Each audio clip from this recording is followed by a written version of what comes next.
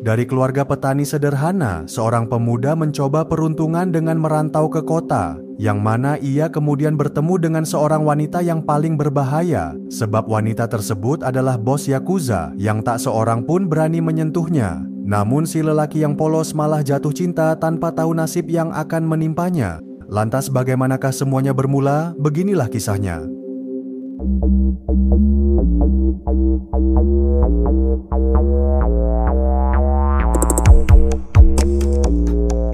Film dimulai di sebuah aula yang mempertemukan dua kelompok Yakuza terbesar di Cina, yakni geng White Lotus yang dipimpin oleh Tuan Lim dan Black Dragon yang dipimpin oleh Cheng Hua. Keduanya merupakan rival lama dalam dunia kriminal dan mafia.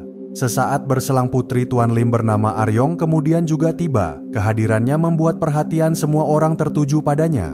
Tanpa menunggu lama, Cheng Hua lantas meminta agar Aryong mempersembahkan tarian, sebab putri Tuan Lim tersebut terkenal ahli dalam bermain pedang. Aryong yang tak mau mempermalukan sang ayah kemudian menari dengan terpaksa. Namun salah satu bawahan Cheng Hua lantas menaburkan pecahan gelas kaca. Kaki Aryong menjadi terluka dan membuatnya merasa terhina. Si pelaku yang tertawa pun langsung ia bungkam dengan pedangnya.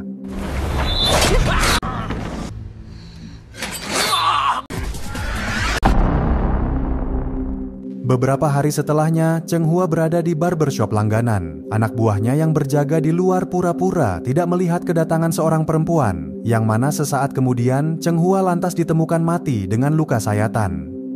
Kematian pemimpin Black Dragon menimbulkan berbagai spekulasi. Tangan kanan geng bernama Gukchong menuduh bahwa Aryong telah bermain api. Oleh karenanya, ia berjanji untuk balas dendam atas apa yang telah terjadi. Di sisi lain, geng White Lotus percaya bahwa Gukchonglah yang merancang semuanya, sebab sejak dulu ia berambisi untuk merebut kekuasaan geng dari Cheng Hua.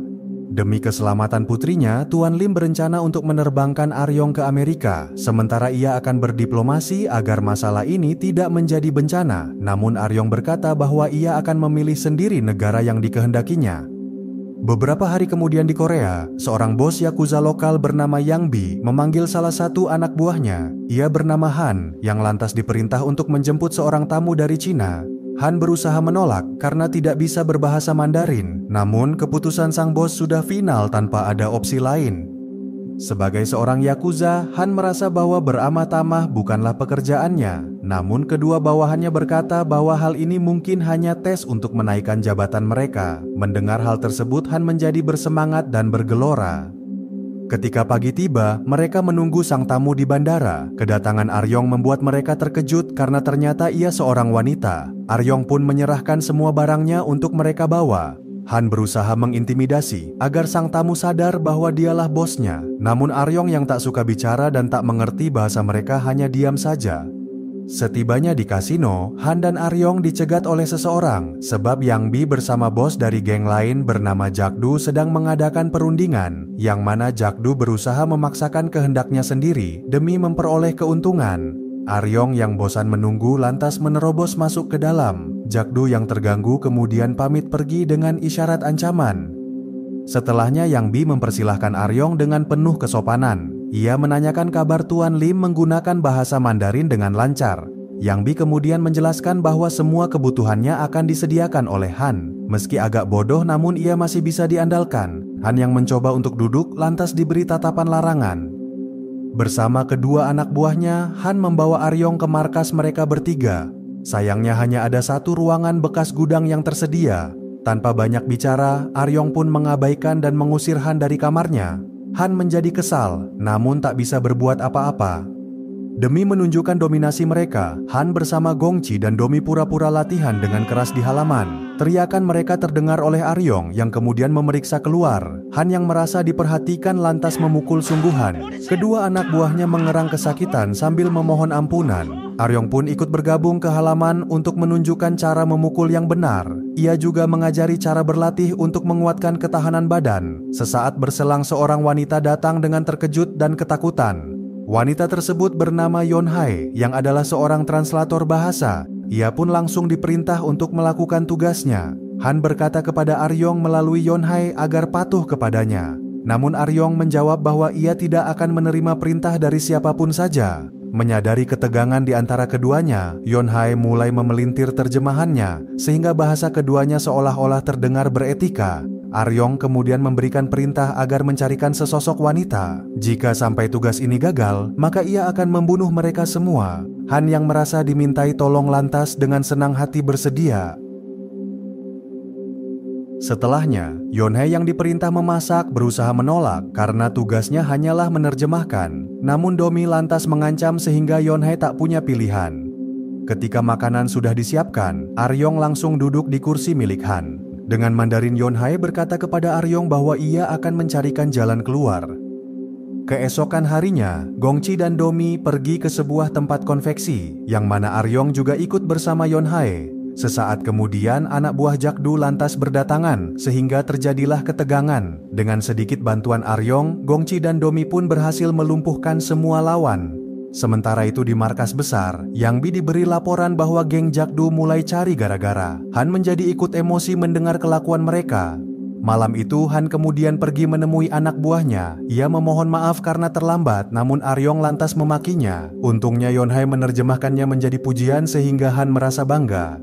Akibat kebanyakan minum, Han akhirnya muntah-muntah di kamar mandi. Di saat yang sama, anak buah Jakdu ternyata datang kembali, yang mana Domi kemudian ditendang agar tidak lagi sok berani. Aryong yang merasa terganggu lantas memberinya peringatan untuk pergi. Namun anak buah Jakdu tetap memaksa sehingga Aryong pun langsung beraksi.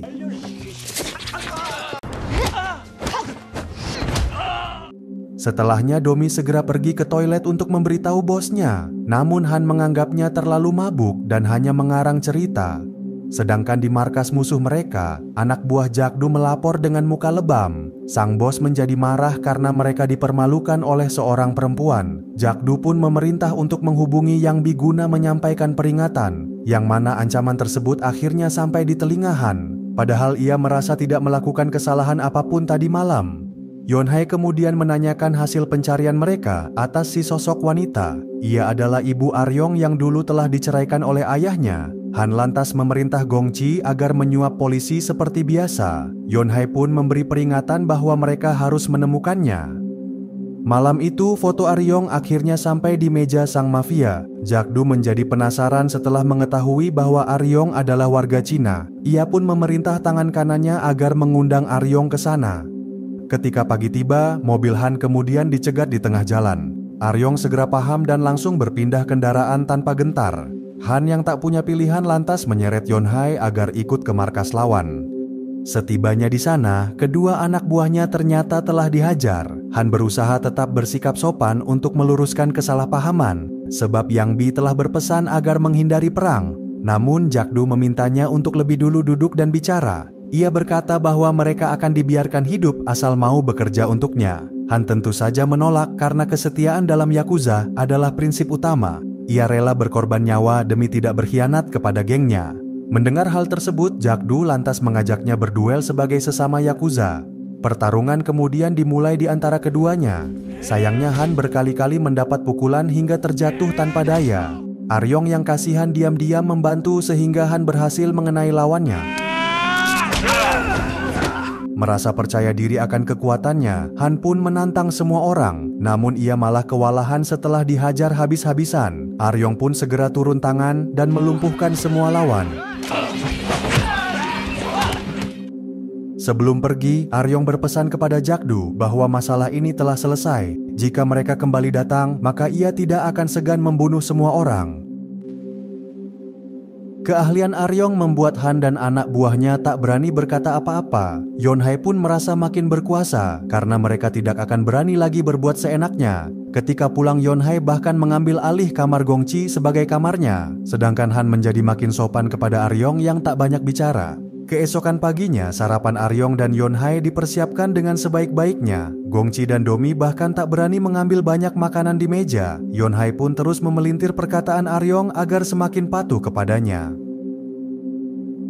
Kembali ke markas besar, Jakdu ternyata telah datang untuk meminta pemaafan. Untungnya Yang Bi masih mau berbaik hati dan segera memerintah mereka keluar. Sang bos kemudian meminta Han untuk mendekatkan posisinya ke depan. Itu artinya jabatannya kini sudah beralih menjadi tangan kanan. Han berterima kasih dengan segan sembari menahan senyum kegembiraan.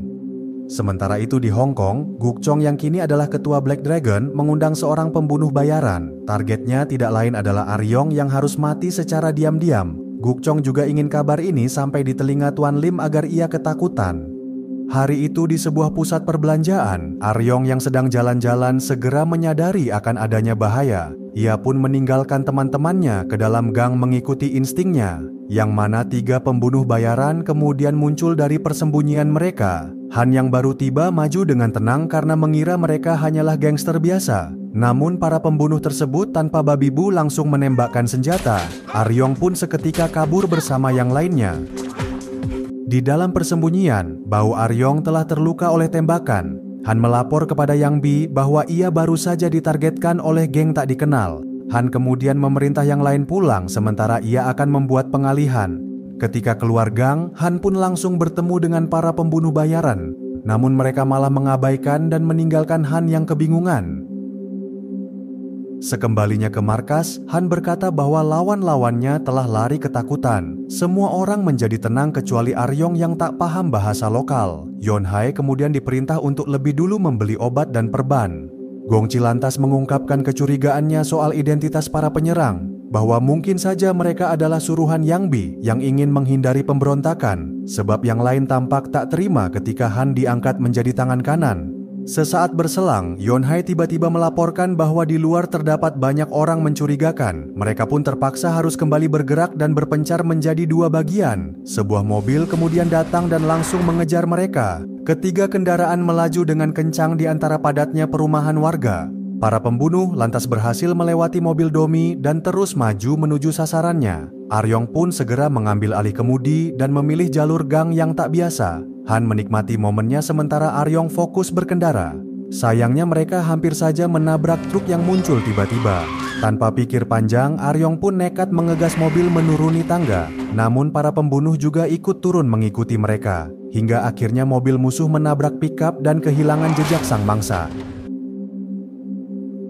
Sementara itu di Hong Kong, Tuan Lim diberi laporan oleh tangan kanannya bernama Huangga bahwa para pembunuh bayaran sudah menemukan keberadaan putrinya. Tuan Lim menjadi sangat khawatir dan bertekad untuk menemui Gukchong segera. Di bengkel, Han yang sedang memperbaiki mobil kemudian mendapat telepon dari sang bos besar. Han lantas menuduh bahwa Yang Bi telah sengaja mengutus pembunuh bayaran. Mendengar hal tersebut, sang bos menjadi marah dan memerintahnya ke markas sekarang. Tanpa mempedulikan perintah Yang Bi, Han rupanya membawa Aryong pulang ke kampung halamannya. Keluarga Han bersama para tetangga di desa menyambut baik kedatangan keduanya. Ayah dan ibu Han pun sangat senang karena akhirnya ada wanita yang menyukai putra mereka. Namun Han segera menjelaskan bahwa ia dan Aryong hanyalah teman semata. Untuk sementara waktu, keduanya bisa bersembunyi dengan tenang. Han mencoba bercanda namun Aryong hanya diam. Mereka kemudian terlelap berdampingan layaknya sebuah pasangan. Sedangkan di Cina, kedua bos Yakuza akhirnya bertemu secara 4 mata.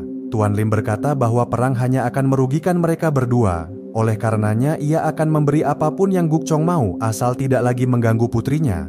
Namun Gukchong bersikeras bahwa mata harus dibalas dengan mata. Ia tidak mau lagi tawar-menawar dan langsung pergi begitu saja. Yang mana Tuan Lim lantas diledakkan secara tiba-tiba.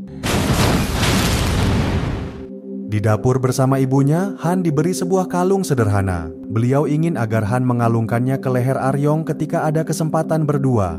Aryong yang tak sengaja mendengar menjadi berkaca-kaca.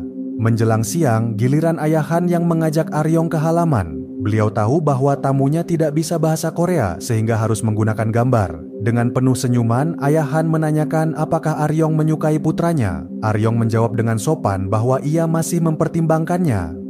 Beberapa hari kemudian, Han dan Aryong akhirnya kembali ke kota. Yonhae bersama Gongchi dan Domi menyambut kedatangan mereka. Aryong lantas meminjam ponsel Yonhae untuk menghubungi ayahnya. Namun panggilan tidak bisa terhubung meski beberapa kali mencoba. Dari kejauhan, para pembunuh ternyata telah datang. Aryong yang ditantang pun mengikuti mereka menuju arena pertarungan. Di dalam, Han diberitahu situasi sebenarnya, bahwa Aryong adalah putri bos Yakuza yang sedang berkonflik di Cina. Itulah sebabnya para pembunuh bayaran dikirim untuk membunuhnya. Setibanya di sebuah lapangan, kedua belah pihak langsung berhadapan. Aryong tahu bahwa merekalah yang membunuh Cheng Hua atas perintah Gukchong yang haus kekuasaan. Ia lantas lebih dulu menyerang dengan melempar pisau dan menewaskan 2 orang. Tersisa si wanita pembunuh bernama Kyongle yang segera balik melawan. Keduanya bertarung dengan sengit hingga akhirnya terlempar keluar. Aryong yang terdesak kemudian memancing lawan ke sebuah gudang. Pertarungan pun kembali dilanjutkan, yang mana satu pedang Kyongle lantas terlepas dari genggaman. Bersama anak buahnya, Han masih mencari Aryong di antara jajaran gudang. Kyongle maju dengan pedang terakhirnya, namun Aryong seketika menjatuhkan badan, yang mana ia kemudian menghilang sehingga lawannya hanya bisa menusuk sembarang. Sesaat berselang Kyongle pun tiba-tiba berhenti dan terdiam. Dari jalan, Han akhirnya melihat Kyongle dan Aryong keluar beriringan, yang ternyata perut Kyongle telah tertusuk oleh pedang. Ia kemudian terduduk lalu mati mengenaskan. Beberapa hari setelahnya, Han mengantar Aryong ke sebuah toko bunga. Di sanalah alamat sang wanita yang telah melahirkannya ke dunia. Aryong yang mencoba masuk kemudian melihat foto sang ibu bersama keluarga barunya. Ia pun terus berjalan hingga akhirnya tampaklah sesosok wanita. Namun Aryong tak berani mendekat dan segera pergi dengan berurai air mata. Keesokan harinya di bandara, Aryong berterima kasih atas segala bantuan mereka. Han kemudian menghadiahkan kalung yang seketika Aryong terima, namun ia langsung pergi begitu saja tanpa sepatah kata. Han pun berusaha menahannya demi mengungkapkan rasa. Sayangnya Aryong tak mengerti bahasanya dan tak bisa menunggu lebih lama. Setibanya di Cina, Aryong mendapati sang ayah telah sekarat akibat luka bakar. Ia pun hanya bisa meminta maaf dan memohon agar tetap bertahan. Namun Tuan Lim akhirnya menghembuskan nafas terakhirnya dengan iringan tangisan. Beberapa hari kemudian, Aryong dikejutkan oleh Han yang ternyata menyusulnya. Ia rupanya datang untuk menyerahkan foto ibu Aryong yang tertinggal di Korea. Aryong pun menjadi terharu dan langsung menciumnya. Malam itu selagi anak buahnya tidur, Aryong berangkat sendirian untuk balas dendam. Hari ini salah seorang anggota Black Dragon akan melaksanakan pesta pernikahan. Gukchong yang datang kemudian disambut dengan meriah oleh semua orang. Secara diam-diam, Aryong pun menemui pengantin perempuan dengan ancaman. Ketika Han terbangun dari tidurnya, Aryong telah berperan sebagai pengantin wanita. Wajahnya tertutup oleh kain dalam pakaian adat tradisional Cina. Sebuah pedang kemudian dihadiahkan oleh Gukchong kepada pengantin pria, yang mana Aryong lantas menghunuskannya dan menyerang seketika. Pertarungan pun tak bisa dihindarkan di tengah-tengah pesta. Selagi Gukchong berusaha diamankan, Han bersama geng White Lotus kemudian berdatangan. Kedua geng Yakuza tersebut akhirnya berperang untuk menentukan sang pemenang. Aryong yang menelusuri gang demi memburu Gukchong lantas berusaha dihentikan. Tanpa segan, Aryong pun melumpuhkan siapapun yang mencoba menghadang. Sesaat berselang, Aryong akhirnya mencegat jalan mangsanya. Namun Gukchong malah kabur dan memajukan bawahannya. Aryong yang berusaha ditembak pun melemparkan pedangnya dengan seketika. Di atap bangunan, kedua bos Yakuza akhirnya berhadapan. Aryong berkata bahwa salah satu dari mereka harus meninggal. Gukchong balik mengancam lalu berdiri menggenggam pedang panjang. Begitu pula dengan Aryong yang segera bersiap untuk menyerang. Namun tiba-tiba Gukchong mengeluarkan pistol dan menembak dengan curang. Aryong yang terjatuh pun tak lagi punya kesempatan untuk menang. Untungnya Han seketika muncul dan berteriak penuh kepanikan. Tanpa segan Gukchong lantas menembaknya hingga terjatuh dari atap bangunan. Aryong pun segera bangkit dan langsung menghabisi sang lawan. Di permukaan aspal, tubuh Gukchong terkapar mengenaskan. Aryong kemudian tersenyum haru melihat fakta mengejutkan, karena ternyata Han masih terselamatkan setelah terjatuh dari atas bangunan. Beberapa hari berselang di markas besar, Aryong sang bos Yakuza disambut oleh anak buahnya. Musuh-musuhnya telah bertekuk lutut dengan sukarela. Han lantas berusaha mencuri pandang di antara lubang jendela. Aryong kemudian tersadar ketika Han telah tiada. Wangga pun memberitahu bahwa Han baru saja berangkat ke bandara. Tanpa menunggu lama, mobil Han kemudian dicegat di tengah jalan. Ia dikepung oleh puluhan Yakuza bagai seorang buronan. Wangga lantas memerintah atas nama bosnya agar Han melamar sekarang. Senyum Han seketika berkembang, namun ia pura-pura keberatan. Para Yakuza pun mengalungi lehernya dengan puluhan pisau. Akhirnya dengan penuh kejaiman, keduanya kemudian berlari dan berpelukan mesra. Aryong memperingatkan agar jangan selingkuh jika tak ingin meregang nyawa.